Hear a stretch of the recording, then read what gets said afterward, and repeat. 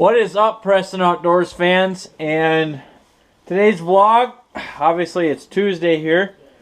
Again, been working quite a bit, so the vlog schedule is a little off.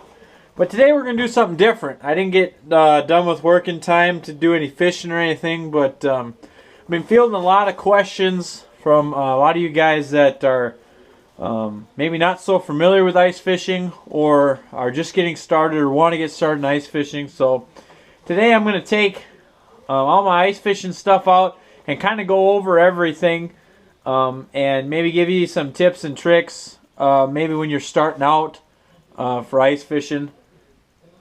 So I mean we're gonna try and see how it goes, because I've been getting a lot of questions from you guys on what to use, what to get, all kinds of stuff. So I'm gonna do my best here. I'm gonna pull all my stuff out and just talk about everything that I have and how it works for me. So I hope you enjoy.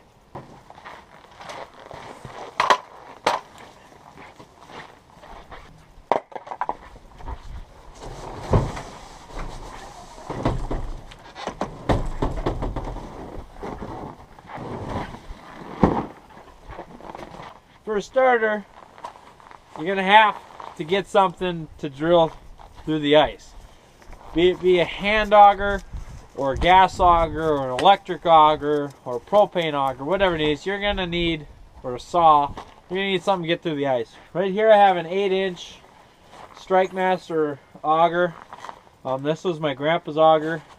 They gave it to me a couple years ago. Runs great. You know, you gotta mix your gas and your oil together or whatever. But runs great. I also have a 10-inch Jiffy auger, and they both run great. I just use this one a little bit more until I can drive on the ice, because that 10-inch auger is a lot heavier. So you're gonna need something to get you to the fish. Obviously, drill a hole. So this is what I use.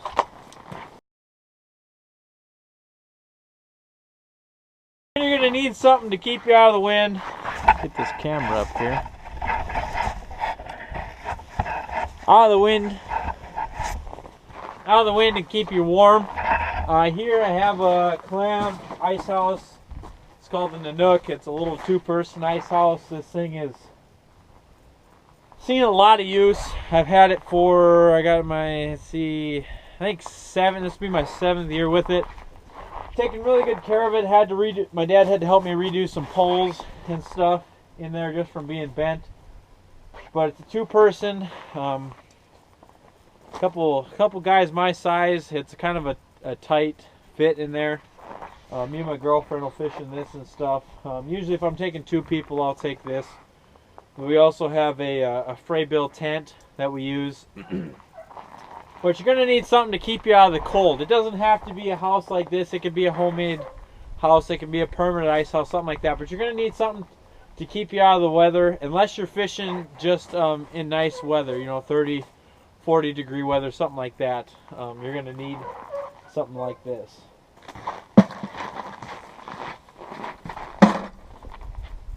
Now, another thing you're going to need, it is fishing, you're going to need some rods. So I kind of have a little tendency to go overboard.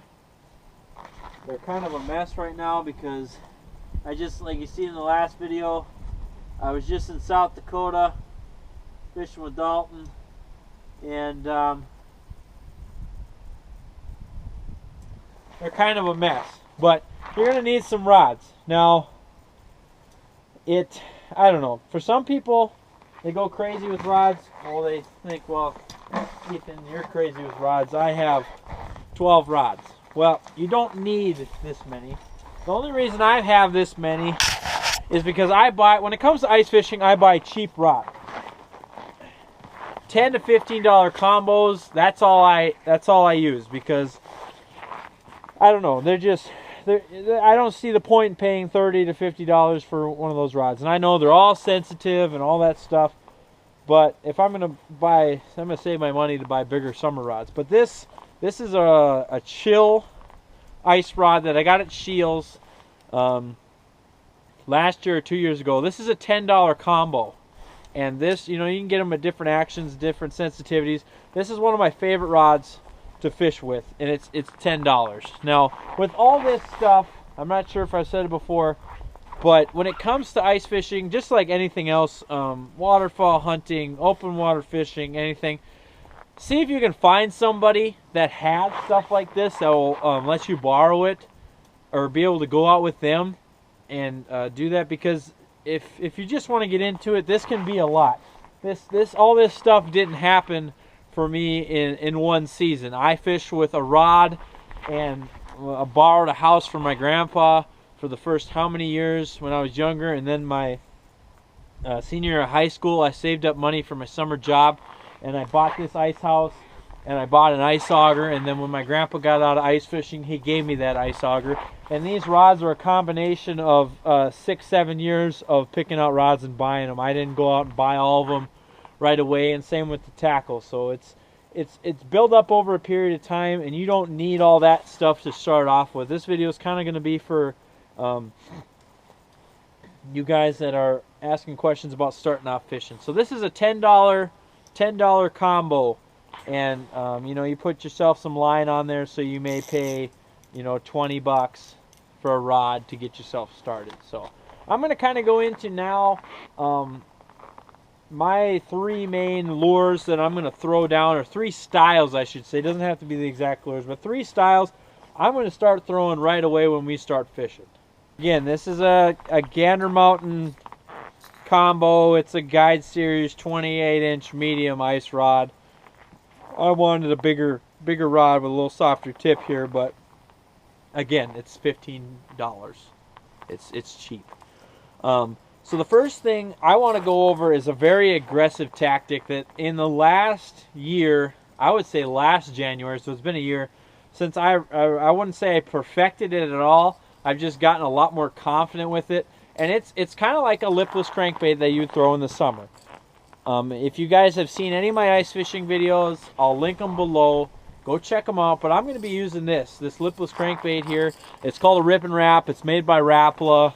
It's a number 5, and this is called Black Chartreuse or something like that. It's, as you can see, it's yellow with a shad and black on top and orange on the bottom. I call it Black Chartreuse because that's the color that Strike King calls it. But I'm going to be using this bait. Now, the one thing I want to tell you, when you get these out of the package, if I was you, I would upgrade the hook sizes. I've upgraded these hooks twice already. It's something that I started in Canada. Last January, I had the chance to go up there and fish Lake Winnipeg, and those walleyes are notorious for eating rattling baits like this. I hooked into about 5 or 6 really big walleyes, and they came off because the hooks on this bait were small. So I upgraded the hooks on this thing. And if you've seen any of my videos before, this is a bait that I'm going to be trying to gauge interest of the fish. See if there's any fish in the area. I have ripped this thing in 50 feet of water on Devil's Lake, and you can hear it in 50 feet of water. So if I'm ripping this, say 2 weeks ago I was in 15 feet of water. If I'm ripping this, you can hear it, and there's nothing showing up, I'm going to move. But this is something I'm going to be starting off with. Now, if you've seen my Saturday's video, I'll have that link in the description as well. But this bait, I got fish to come up. They were ripping off the depth finder. They were following and everything, but they wouldn't commit to this. So then we ended up putting a minnow head there on the end for a little taste, a little flavor, and then the fish started committing to that. But this is something I'm going to throw, something like this. Or I got the another bigger profile bait over here. Another big rod is a chubby darter. Now this thing doesn't have any rattles, and it just, I don't use this as much because I thoroughly believe in rattles unless the fish are real finicky. If the fish are finicky, they're still going to come in and investigate that Rip and Wrap with the rattles. I mean, there's all kinds of lures that you can use with rattles. I'm not just saying a Rip and Wrap, but some style like that, something loud, really loud and obnoxious that'll bring them in. But then here's a chubby darter as well. You know, this thing swims like a minnow, and it can be used as well. But that first bait I'm going to throw is something noisy. Something really noisy that'll bring them in. Now, this is my ultimate favorite ice fishing lure. I mean, any of my buddies, if you guys ever watch my videos, you'll know, they'll tell you, This is my ultimate fishing lure. It's my favorite. It's in this size, and I can't remember what size. It's like the medium or even the small size, but it's a Northland Tackle buckshot, and in the red color. Oh, the hooks are so sharp. But this lure has put more fish on the ice for me than anything I've ever fished with. And like I said, up till last year I hadn't used something like that, but this would be the lure that I would start off with as a rattling lure to gauge fish's interest as well, before I started getting used to those like lipless crankbaits. But this red buckshot tipped with a minnow head, it's just been phenomenal for me. And then another thing, I'll get into that later, but it's just been phenomenal. So now as I'm gauging fish's interest, I'll be throwing the rip and wrap here.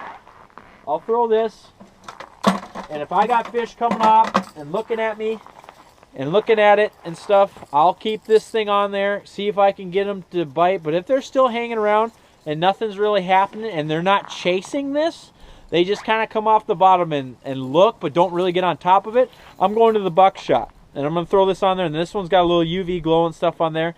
And this is a smaller profile, and it's just put more fish on the ice, from crappies to white bass, walleyes. I've caught largemouth bass on this.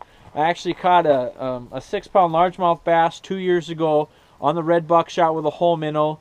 I mean, it's just everything. And then I got my personal best northern pike that's 18 pounds 4 ounces and 42 inches long, ice fishing with a larger size buckshot, but it was a gold one with a whole minnow. I mean, fish just love these lures. And so that's when I started off, it was always a buckshot. Now that I've kind of gotten these, I start with this and go to this. And the next thing I'm going to go is the most finesse technique that I can find for you. So in my other video, or on Saturday's video, I keep touching on that, but I kind of talked about this. But this is just a bobber with some kind of little hook. I've used a hook. This is kind of like a little jig weight thing with a split shot weight. But this is my bobber rod. I got braided line on this one. I got monofilament on the other. You kind of play with what you want. Or you can use a slip bobber, or you can use those yellow foam bobbers. But you're still, I don't know if you can see it, but you're still going to want a bobber stop here and set it to your depth. Now, if you've seen my other videos, I run 3 holes in my ice house because that's all I can fit. If we're facing this way, I run one up here, the heater in the top left corner. Bottom left corner, I have a hole with a bobber, a jigging hole right in front of me, and like I said, the top right corner is another bobber. I run 2 bobbers when I'm just sitting in one spot. But this technique, I was never a bobber fisherman until one of my buddies, we started in high school, we started fishing a lot together. He was never jig fisherman, he always just used bobbers. So we got together and we swapped techniques, and now we, best of both worlds here. So I would just take this and hook it right behind the dorsal fin of the minnow, not halfway down the minnow's body. Now, if this is a minnow, my finger's a minnow, okay?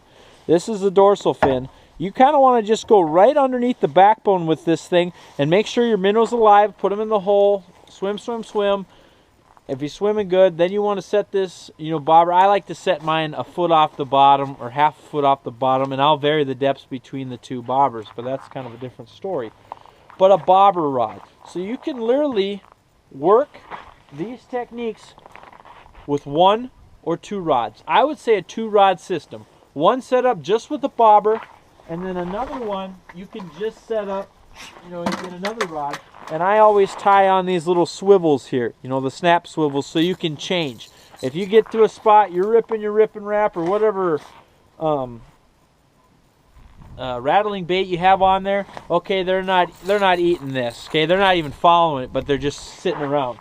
Well, then instead of having multiple rods, you just grab this buckshot, clip it on there with a minnow head, and test them out that way. So you can literally do all of this that I have with all these rods with 2 rods, one for the bobber and one for the jigging. And that's how I started out. Like I said, I started out with 2 rods in the ice house and the auger, and that's kind of how it went. And slowly over the years, with a lot of the rods and stuff that I bought that I have here were actually Black Friday deals. You get 50% off a rod kind of thing, and that's when I would buy, maybe 1, 2 a year, something like that. And it's kind of complicated or combined into this. And I've gotten rid of some older rods because they broke or I just didn't like them anymore. But, you know, these are all, you know, $10, $15 rods, real cheap. And the thing with fishing line for ice season, it's pretty cheap as well. Another thing when it gets to ice fishing, you got this unit right here. Now this thing is ancient. This is a Vexilar FL8. This unit, again, has just came along the same time I started fishing with a buckshot. This is a lens cover on there. But this is an old unit that I've caught more fish on and seen more fish on than any other unit I've ever used. Now this is, again, all this stuff costs quite a bit of money. Okay, this is, like I said, this isn't something that I went out and got, you know, my first day. I'm going to go ice fishing, so I'm going to buy all this stuff. Again, I'm going to reflect back to that. If you have a friend or a family member that is into ice fishing, go with them and try it out before you go buy all this stuff, okay? Again, some sort of house, and then for me, technology is huge when it comes to any kind of fishing, open water fishing, ice fishing. I'm at a handicap to where I will not ice fish unless I have one of these units. Now you can. I have fished without one of these units. I've been fishing in Minnesota quite a bit for panfish, crappies, you know, bluegills, perch, and even largemouth bass in shallower water, and I'll do some sight fishing and everything like that. But this depth finder, and I also have a Humminbird Ice 55 that also was given to me by my grandpa. And these two units are just what I use for everyday ice fishing, and it really helps me. Some people call it cheating. I just call it leveling the playing field. So I hope you guys find this video interesting. I know it's kind of boring for some of you guys that are already into ice fishing and you know, already have this stuff and have your system down and everything. But this video is kind of geared towards people who are interested in about it, don't have much experience with it. Car's messing up my audio. Have much experience ice fishing, want to get into it. It's a lot of fun because I live here in North Dakota, and majority of the year we're fishing hard water, and we get to enjoy the summer and the spring and fall and stuff fishing open water. But most of the time, if you want to fish, you're gonna have to ice fish, and that's just the way it is. So that's where I got into it quite a bit. I know some oh, don't mind me, Max. I'm just trying to make a video here. So for you guys down south, this is kind of crazy. You could never imagine walking on water. Well, it's hard water, it's ice, whatever. And so this is kind of what I've made this video for. Is the guys, I got a lot of questions since I've been doing some ice fishing here. What are you using? What kind of auger? What kind of house? And all this stuff. So I thought I'd do a little video here and just to explain kind of want to do it, and then for you guys that want to get started and stuff like that. Also, for you guys that don't know, I'm just talking. I got a lot of new subscribers, and I really thank you for stopping by the channel. I try and do about 2 videos a week. Since I'm back home here in North Dakota working in between the tournament season and stuff, that my upload schedule is kind of all over the place, but I try my best to get you guys 2 videos a week. Most of the time it's a vlog. When I get back to my schedule, it's a vlog Monday. Every Monday we do a vlog, and every Friday we have a highlight video or a vlog, whatever I have to be up. So I want to thank you guys for subscribing. Thanks for stopping by. And oh, another thing, I'll be back up here in North Dakota. Let's see, it is the 10th. I'll be back up here for the rest of January. Be working for a couple guys and stuff like that. So if there's anybody around the Jamestown, Valley City, Fargo area that are subscribers to my channel and haven't had, per se, a lot of ice fishing experience or want to go out and learn some more about ice fishing, I'm going to link my email down below. I'm going to be doing a little ice fish guiding here while I'm up here to earn a little extra money for my tournament season. For you guys that don't know, they're new to the channel, I'm getting into chasing the dream of being a professional bass fisherman. And since I was just down in Texas in November and the beginning of December, and there's no tournaments going on down there right now, and I'm leaving to go down there in February. I'm trying to pick up some extra money. And if there's any of you guys out there that are new into ice fishing, want to give it a try, I'm going to link my email below so you can send me an email or get in contact with me that way, and I'll be willing to drive to wherever you are. If it's not you know, a long distance away or whatever, we'll be in contact. But I'm going to do a little guiding, show you how I fish, show you know, how I would attack for, say, your lake and stuff like that. And so I'm going to link it below. Send me an email. We'll get in touch, and maybe we can go ice fishing together and make a video, and you can be on my channel. But I want to thank you guys for watching Preston Outdoors.